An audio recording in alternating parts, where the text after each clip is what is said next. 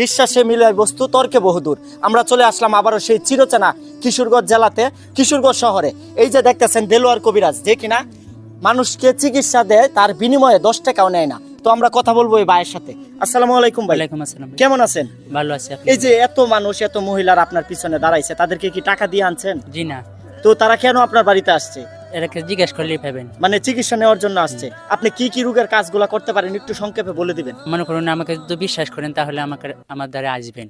আর যদি মনে করুন জিনে ধরে এটাও পারি, আর মনে আচ্ছা। করুন প্যারালাইস হয় এটাও পারি, আর যদি প্রেমের জন্য একজন পাগল করতে চায় সেটাও পারি। প্রেমের জন্য এটা কি অবৈধ? কারো মেয়েকে কেউ জোর করে বিয়ে করবে, এটা করবে এটা নাকি করবো না, না। কারো বউ চলে গেছে পরকীয়া হ্যাঁ। প্রেম করে, এটা পারেন? এটা পারি। এই যে দেখতেছেন এত মানুষ জড়ো হয়েছে, এখানে কোনো ধান্দা না, এখানে কোনো গুজব ছড়ানো না। আপনারা সবাই সহযোগিতা আসবেন, তার বাড়িতে এসে তার সাথে কথা বলবেন। এখানে আপনার 10 টাকা দিতে হবে না।